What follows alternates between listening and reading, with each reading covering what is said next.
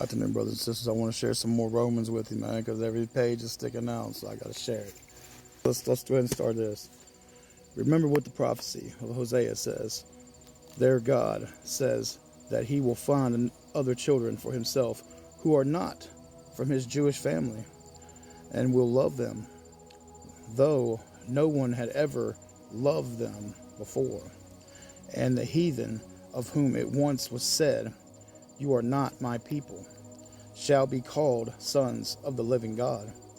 Isaiah the prophet cried out concerning the Jews that though there would be millions of them, only a small number would ever be saved.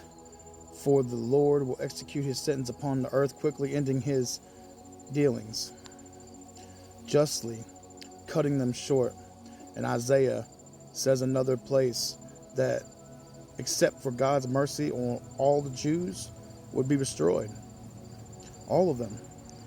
Just as everyone in the cities of Sodom and Gomorrah perished. Well then, what shall we say about these things? Just this, that God has given the Gentiles the opportunity to be acquitted by faith, even though they had not been really seeking God. But the Jews who tried so hard to get right with God by keeping his laws never succeeded. Why not? Because they were trying to be saved by keeping the law and being good instead of depending on faith.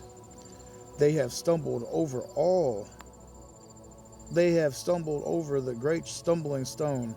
God warned them this in the scriptures when he said, "I have put a rock in the path of the Jews, and many will stumble over him." Yeshua. Those who believe in him will never be disappointed. Dear brothers, the longing of my heart, my prayer is that the Jewish people might be saved. I know what enthusiasm they have for the honor of God, but is misdirected zeal.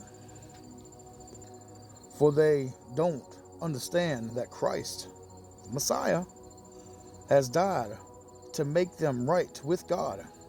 Instead, they are trying to make themselves good enough to gain God's favor by keeping the Jewish laws and customs. But that is not God's way of salvation. They don't understand that Christ, the Messiah, gives those who trust in him everything they are trying to get by keeping his laws. He ends all of that. For Moses wrote it, that if a person could be perfectly good and hold out against temptation all of his life and never sin once, only then could he be pardoned and saved. But the salvation that comes through faith says you don't need to search the heavens to find the Messiah and bring him down to help you. And you don't need to go among the dead to bring the Messiah back to life again. For salvation that comes from trusting the Messiah, which is what we preach, is already within easy reach of each of us.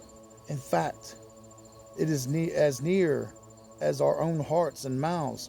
For if you tell others with your own mouth that Yeshua, the Messiah, is your Lord, and believe in your own heart that God has raised him from the dead, you will be saved. For it is easy by believing in his heart that a man becomes right with God, and with his mouth he tells others about his faith, confirming his salvation. For the scriptures tells us that no one who believes in the Messiah will ever be disappointed. Jew and Gentile are the same in this respect. They all have the same Lord who generously gives his riches to all those who ask him for them. Do you hear that? Do you hear what the Messiah and the prophets are trying to tell you? You got to have faith. You got to keep the commandments.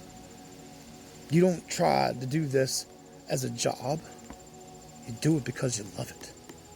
You do it because salvation It's not something you chase. Salvation is something you walk. God bless you. Have a great day.